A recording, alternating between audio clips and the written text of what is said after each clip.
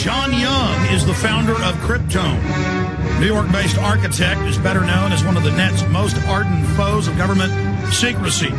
William Arkin, Washington Post columnist and NBC News military analyst, calls Cryptome the Google of national security. There are high-resolution satellite photos of the President Bush's Crawford Ranch, technical documents detailing how the National Security Agency spies on computer traffic, even the home addresses and telephone numbers of government officials, including former Director of National Intelligence John Negroponte. This is truly an amazing hodgepodge of information and fascinating background into a man whose single-minded focus is government security. Cryptome.org. Now, it's all over the Washington Post, AP, PC World, CNET News. Microsoft relents, Cryptome returns. Microsoft action hits Cryptome website, shut it down. Microsoft backs down over online spy guide. This just happened yesterday. Microsoft drops Cryptome spy document fight. Microsoft brings down whistleblower site after spy guide leak. Whistleblower website is back online. IT business, on and on and on with Microsoft and how they spy on people without warrants.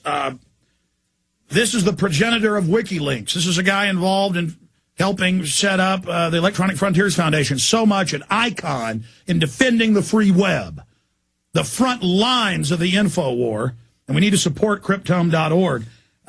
Good to have you on with us, John Young. Thank you for coming on. It's a pleasure, Alex. You know you're over the target when you're getting the flack. You have certainly gotten the dragon to come out of its nest and give it a bunch of attention it didn't want. They miscalculated. Break down your site, the history, the fights you've been through, the raids, all of it, this current attack, and now this big defeat. You have the floor. We set up the site in 1996 to publish documents that the government doesn't want published. That's its only purpose. And so we sit and wait for the documents to show up, and people send us stuff and have been sending us stuff. We now got about 54,000 files on the site. Some controversial, some not so much, but they're all based on reducing the amount of secrecy by government and through government, the secrecy of corporations who do work with government. And so that brings us to the Microsoft case that's happened more recently. One of the things that's happened since 9/11 is that spying on Americans has become very big business. And corporations now are doing it covertly, Microsoft among them, but all the giant people online are now assisting government to spy on citizens and through their customer data. An anonymous person gave us what we call the Microsoft Spy Guide. It's actually a global criminal assistance guide to law enforcement to help law enforcement write subpoenas for Microsoft's data on its customers. And it holds the law enforcement people's hands who may not be technically adept to tell them what to ask for and also how to explain what they're getting from Microsoft about their customers. And so we published that. We thought that was a good document for the public to see. And so a day or two later, we got a notice from our provider, Network Solutions, another giant firm who also spies on its customers, saying that Microsoft had filed a notice under DMCA alleging copyright infringement of this document. We sent back and said this document needs to be seen by the public. Copyright should not be used to hide this document. It's nothing about copyright. Copyright's being used to hide information about what's being done to Microsoft's customers. So Network Solutions says, well, then file a counterclaim. So we did, and they immediately shut our site. As soon as they got the claim, they shut it down, locked the domain where we couldn't transfer it anywhere else. And that's the first time that's ever happened. But it was done through this law called the Digital Millennium Copyright Act, which gives corporations the right to shut down sites just by filing a notice, and there's no appeal to it. So we want to test that. We hope that Microsoft would take us to court. They've since backed off because other people on the Internet picked it up and started publishing the same document, including a number of news organizations.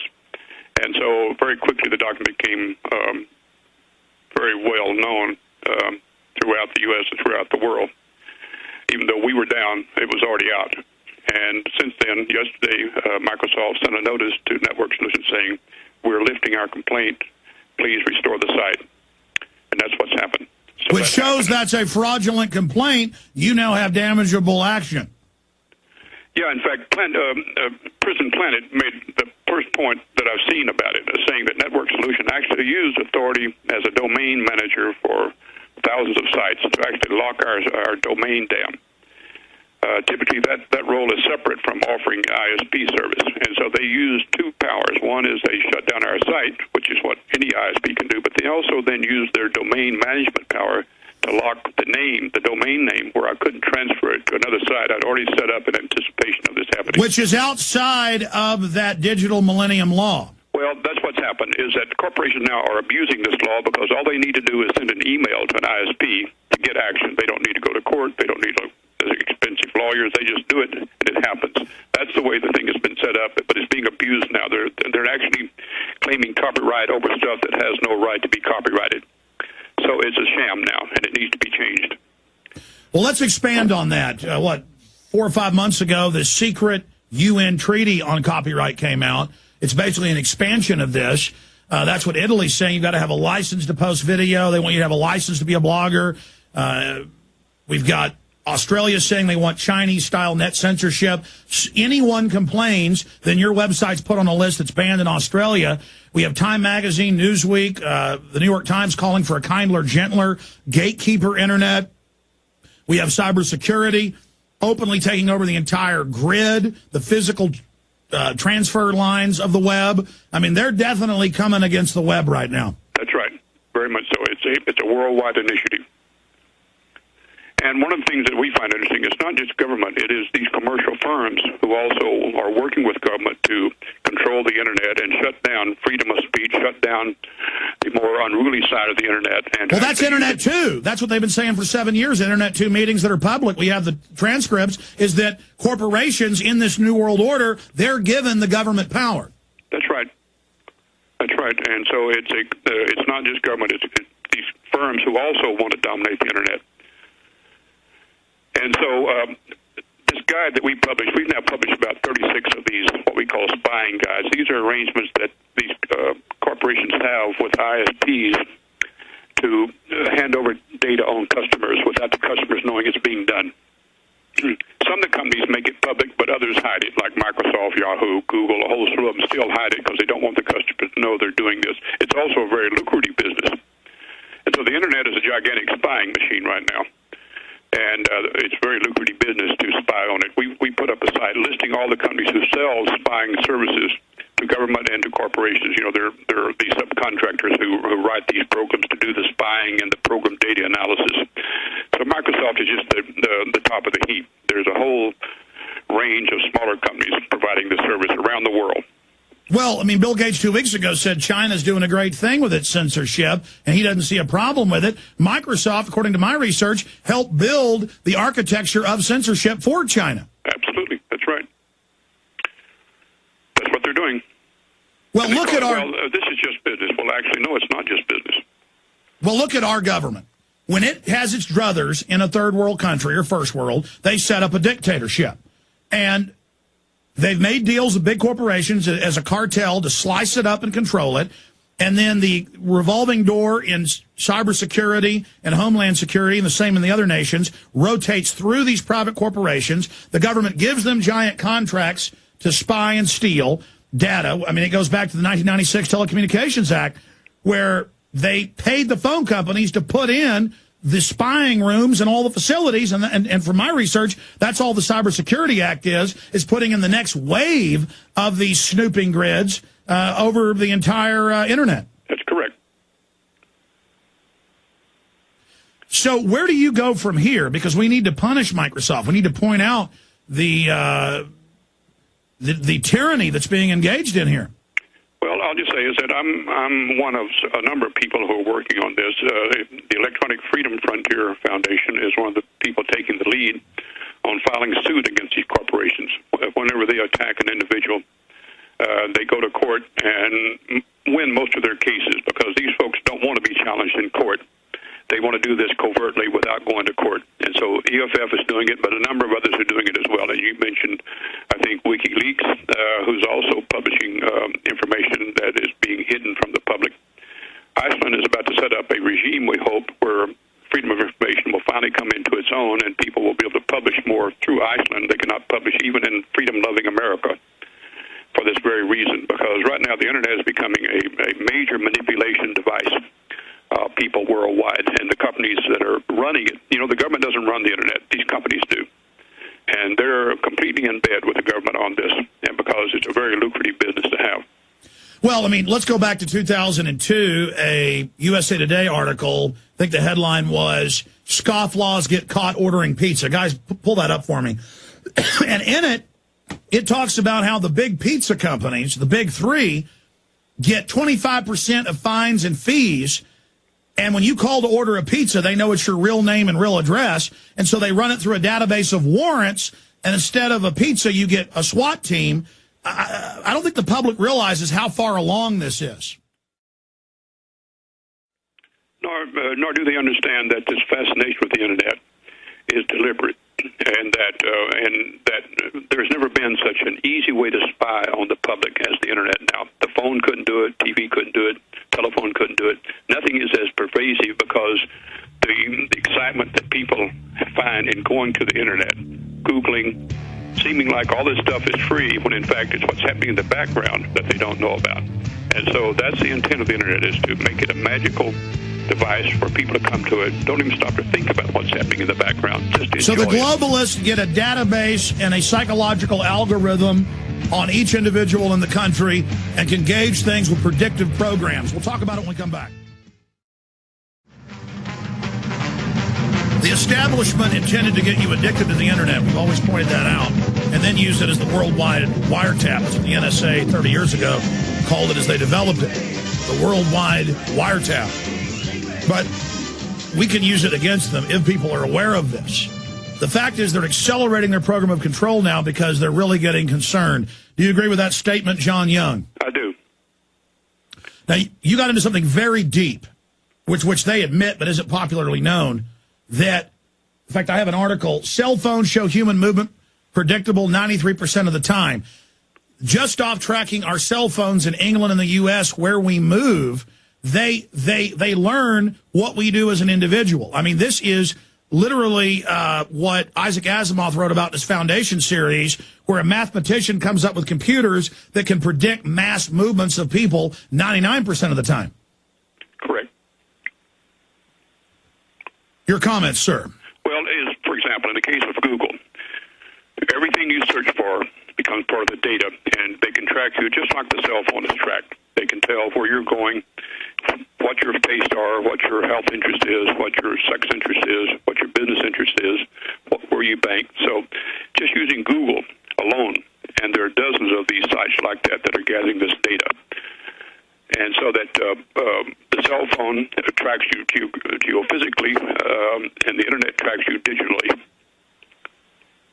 And with RF, if you use Skype, if you use any of the Internet-related services like the telephone and others that are coming online are very popular, they even use that to also track your telephone calls and who you're calling. So, and by the way, the government has admitted that they spy on these social media sites like MySpace, Facebook, and Twitter. So they've already admitted that. Thing is, what they won't tell us is, well, what are they doing with the data? Now, the key to all this is they always justify this as we're doing this to fight the criminals and the terrorists. Thing is, they overreach. They use that as just an opening gambit, and they expand it to watch people who are not criminals, who are not terrorists. And so that's what we have to make a distinction is that they always argue that we're doing this to protect the public. Thing is that they don't need to spy on us this much to protect the public. They overreach. Well, more than that, we got the Homeland Security documents. The whole Homeland Security system set up for the American people. They admit that internally. Governor Ridge admitted the terror alerts were fake for political gain. This whole thing is aimed at the people. Yes. As you well know from the years you've been working on this, is the biggest threat to government are their own citizens in all countries. They never say that, but that's the biggest threat. And so that is the reason that they hide behind the term national security. That's just a device to get more money to actually protect government from its own citizens. I know this is a bitter pill to swallow, but I think we have to get serious about how this actually works and not buy into to all the spin that's put out about external enemies. Well, we know that the NSA grid, the government in every case has to run drills of the exact attack they're going to run when they stage terror so that other people in government who aren't part of the inside job don't bust their operation. And in every case, Sybil Edmonds, everybody else, hears al-Qaeda working for the CIA on the day of 9/11, and she's gagged. So in every case where they know the underwear bomber's getting on the plane, they're going to stop him. The CIA tells the State Department, help him get on the plane. Yep.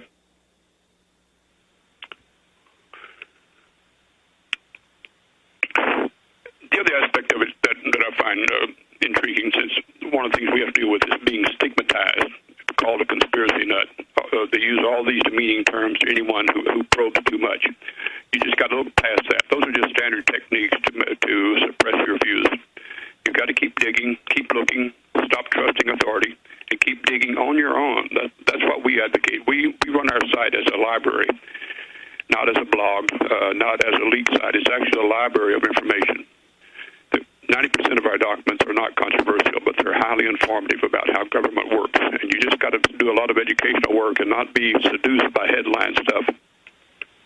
Yeah, Cryptome.org is so great because you're just reading the documents and you make your own decision about them. That's right. That's the key. Make your own decision. Like Operation... That is scary to people in authority.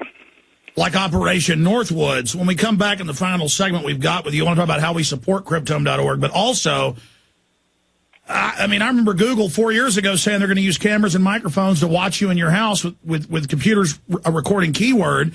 Now we learn all over the country, not just in Philadelphia, but they have school people going on PBS and just calmly showing the news how they watch kids in the school, out of the school. So, like we're cattle, they're just domesticating us, introducing this to everyone. Cryptome.org is the key website. Check it out, support it. We see Cryptome, we see WikiLeaks, we see Infowars.com, PrisonPlanet.com, all being censored all over the world in different ways. Why is that? We'll be back. Sunday, I noticed that Glenn Beck was in USA Today on the cover of USA Weekend. We'll put it on screen right now for PrisonPlanet.tv viewers. It's up on PrisonPlanet.com. Beck's failure to retract global warming advocacy provokes online firestorm. He's going on air saying he believes it. You Beck supporters thought I was lying that he was in USA Today? But we don't lie here. Sometimes we get stuff wrong. Okay. Let's go back to John Young of Cryptome.org. I was talking about spy cams there and the fact that they're just, yes, we're watching your kids at home through the cameras. What's the big deal? And now if we think your husband's history means he might hit you, not that he's ever even hit you, you're going to wear ankle bracelets. It's all this predictive pre-crime. And they're putting brain scanners in airports saying it can tell if you're angry. A bunch of quackery to sell tyranny, worse than the lie detector that's been discredited. Comments on that, sir? Well, I think that one of the things that's hard to grasp is how much of high technology is being used against the public interest, even as it's spun out being on for our protection and for our pleasure. How much of it is being used to track us? For example, most digital cameras can be intercepted, even though they're being run by your computer. They emit electromagnetic waves that can be intercepted by someone in the next room or across the street. And so one of the devilish things about these wonderful inventions of high technology is that they all leak information about you to someone who has the right equipment. Are you worried, because I've seen a lot of cases of this, the Internet's perfect to frame people. Government doesn't have to bury a pipe bomb on your back 40 like they do in the 60s, 70s, 80s, and 90s. Now they just claim you visited some illegal porn sites, or they claim you were investigating how to build bombs. I've seen a lot of evidence of them framing people. That's correct. They can make a compelling case, and we actually read court transcripts of testimony of the prosecution's expert witnesses and watch them fudge the truth about what they're getting by electronic means. But they put on very impressive shows. In fact, some of the best people at putting on these shows are themselves not technologists and who don't understand the technology very well, but they know what jurors like to hear. So these are actually people who blow smoke at juries, because we've seen testimony by the actual technicians who freely admit how many mistakes they make. But the spokesperson from the FBI never admits to making mistakes. And they win over 90% of their cases. Well, the good news here is Microsoft backed up. This gave them a big black eye. Why did they think that they could shut you down and get away with it? That's a good question. I'm going to have to work on that one, Alex, because we did not expect it to happen, and we're going to try to find out how to take advantage of that unexpected. They may have done it just for PR purposes, in order to not have to go to court and explain how more extensive it is than just our one little case. We happen to know they send out thousands of these notices per week, like we got, and get away with it, and they never have to defend it in court. They just bluff people into obeying. So I think they thought this bluff would work, and we decided to test that and let them to take us to court. We was hoping to go to court. Yeah, we've had some of these, and I don't usually make a big deal out of it. I just file in federal court against it. We had our YouTube channel taken down, and I just went and did the federal filing. And then it went back up because it is a bluff. It is a fraud. I mean, we're allowed to play a 1-minute clip of Michael Reagan saying, murder 9/11 truthers, I will give you weapons, I will give you bullets, I will give you money, kill Mark Dice. We're allowed to play a clip of him and say, look at this criminal saying murder us. And that's fair use, and that's the end of it. Yep. And so, again, that's the power of having a platform to speak as a business, an impressive sounding business, that you can just bluff people. And they threaten people with lawsuits, but since it's so expensive, they seldom follow through. Absolutely. Well, I tell you, sir, we just commend the work you're doing in the 3-4 minutes we've got left with you. Any other key points that you want to get across to the audience? And well, I have one more question before we plug Cryptome.org and have people support it. So you agree with me? I mean, obviously you're doing the research, so you already know the facts. I mean, they're openly floating the idea of shutting down freedom on the web and having a few thousand websites you can visit under Internet 2. The Cybersecurity Act that passed the House says that ISPs down to 100 service customers, tiny ISPs, will take all the orders from the feds and install their hardware and software that they're going to recruit the youth and the college students into this new grand army. It's like a new drug war they're launching or something to, quote, defend the Internet. CNN runs fear pieces about how the Internet's going to be attacked. Clearly the preparatory phase for them launching a false flag. What's your take on that? Well, it's coming, and at the risk of being my favorite term, a conspiracy nut, I think that you cannot be paranoid enough about what the government is doing, and they always make fun of it to try to demean it, but I say that we're not nearly suspicious enough. I don't think that the underwear bomber was as innocent as it sounds, and I think that more of that will come out. I think there are false flag operations going on, and if you watch how these agencies and governments work around the world over the last 1,000 years, these are not unusual agent provocateur operations. They actually provoke incidents in order to justify increase of their own authority. You're a fellow Texan, I just learned. We're proud of other great Texans out there. Well, I miss it a lot. I wish I was still down there, but I'm not. Grew up in Odessa. How much of your time do you spend on this versus architecture? It's about 50-50, depending on what's going on. A little slow in the field right now, and so it varies. But I've been doing this kind of work ever since I got out of college. What got you into this? Well, I started doing this, what we call public service work, right after college as a way to supplement professional work, which we saw was going to be very narrow and very tailored toward our customers. And so a group of us decided to continue doing public service work on our own, unpaid, and so we're still doing it. And that's now some 40 years later. So we've been doing it a long time, long before Cryptome came along. How do we support Cryptome.org? Well, one is read it, use it as a resource. That's what it's there for. And we happen to offer some DVDs of the collection, but it's strictly, if you want it for your own, it's a wide open site. Everything that's on the DVD is on the site. And so it's no access charges, and so we get some money through the DVDs, but basically it's paid for by our architectural firm. But it's good to have a hard copy, so everybody should buy these DVDs. And I know a lot of people are mirroring and copying and posting doppelgangers of your site everywhere. And I think this has been a crushing defeat for Microsoft, though. I think it's safe to say, do you agree this is blown up in their face? Yeah. I don't think they expected this. In fact, they said that. They did not expect it to happen. That is, they didn't expect the big backlash. That's right. All right. Well, John Young, we really appreciate you spending time with us from Cryptome.org, and we'll talk to you again, and thank you for defending freedom.